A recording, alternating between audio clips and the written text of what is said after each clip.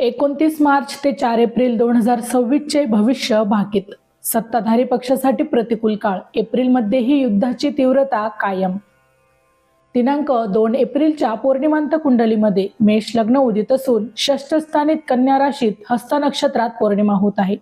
षष्ठातील पौर्णिमा या काळात दहशतवादी कारवाया किंवा गुन्हेगारी वाढवणारी असून स्फोटक घटना, प्राणघातक हल्ले, खून, हाणामारी यांसारख्या घटना यावेळी अनुभवास येतील. प्रमुख पदांवरील व्यक्ती किंवा राजकीय व्यक्ती, अधिकारी वर्ग यांच्यासाठी हा काळ प्रतिकूल असून या क्षेत्रातील मोठ्या व्यक्तींच्या मृत्यूच्या घटना देखील या काळात संभवतात. या क्षेत्रातील मोठ्या व्यक्तींवर आरोप होतील. मोठ्या व्यक्तींना कायदेशीर कारवायांचा देखील सामना करावा लागेल. चॅनलचे सबस्क्रिप्शन अगदी मोफत आहे. माहिती जाणून घेण्यासाठी जर आपण चॅनलवर नवीन असाल तर चॅनलला सबस्क्राईब करून ऑल वर क्लिक करा, जेणेकरून पुढे येणाऱ्या व्हिडिओचे नोटिफिकेशन सर्वात आधी तुम्हाला मिळेल. व्हिडिओला लाईक करा आणि आपल्या प्रतिक्रिया कमेंट करून नक्की कळवा. या क्षेत्रातील मोठ्या व्यक्तींना तुरुंगवास किंवा आत्महत्येच्या घटना या काळात संभवतात. मोठ्या पदांवरील व्यक्तींना मोठ्या पदावरून देखील पाय उतार यावेळी व्हावे लागेल. मोठ्या व्यक्तींचे राजीनामे किंवा मृत्यूच्या घटना देखील यावेळी संभवतात. रवी आणि शनी यांच्या युतीमुळे सत्ताधारी पक्षासाठी हा काळ प्रतिकूल असून विरोधी पक्षाकडून देखील सरकारवर मोठे आरोप होतील. सरकारमधील मंत्र्यांचे राजीनामे देखील यावेळी घेतले जातील. काही व्यक्तींवर देखील कायदेशीर कारवाईचे प्रसंग येतील. याच काळात मोठ्या गुन्हेगारांना देखील शिक्षा होईल. गुन्हेगारांचे मृत्यू किंवा आत्महत्येच्या घटना संभवतात. या काळात टोळी युद्ध भडकण्याची देखील शक्यता असून मोठे गुन्हेगार मारले जातील.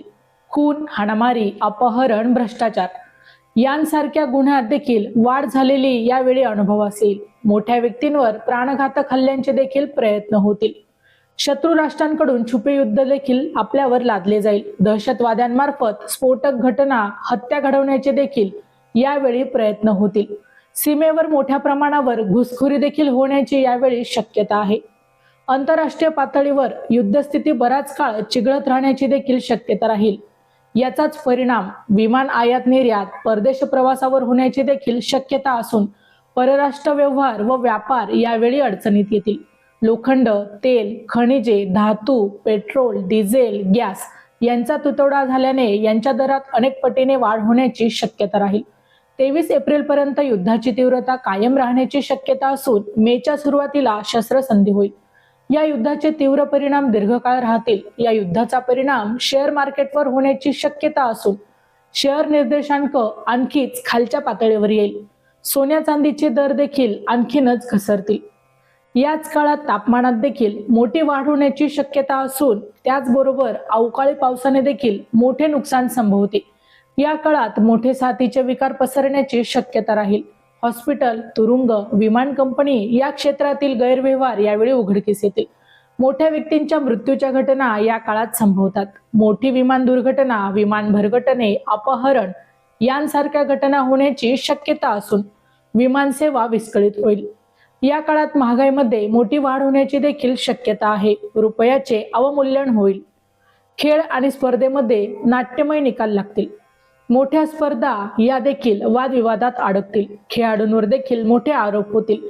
खेळाडूंच्या दुखापती किंवा अपघाताच्या घटना व काही रहस्यमय घटना देखील या काळात संभवतात.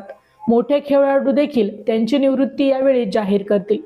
पोलीस आणि लष्कर यांच्यासाठी मात्र हा काळ प्रतिकूल असून अपघात किंवा घातपाताच्या घटना देखील संभवतात. अमेरिकेमध्ये प्रमुखांविरोधात मोठे बंद किंवा निदर्शने होतील. युद्धामुळे अमेरिकेचे मोठ्या प्रमाणावर नुकसान होत असल्यामुळे ट्रम्प यांच्यावर अपयशाचे खापर फोडले जाईल. अमेरिकेच्या नेतृत्वाला माघारीची नामुष्की स्वीकारावी लागेल. ट्रम्प यांची लोकप्रियता घटण्याची शक्यता असून यांच्या कार्यकाळाविषयी देखील संशय निर्माण होईल. इतर देशांच्या प्रमुखांसाठीही हा काळ प्रतिकूल राहण्याची शक्यता आहे. माहिती आवडली असेल तर अवश्य शेअर करा. अशाच प्रकारची भविष्य भाकीत विषयक माहिती जाणून घेण्यासाठी आमच्या लाईव्ह प्रेडिक्टर या यूट्यूब चॅनलला अवश्य सबस्क्राईब करा. पुन्हा भेटू पुढच्या भागात. तोपर्यंत श्री स्वामी समर्थ.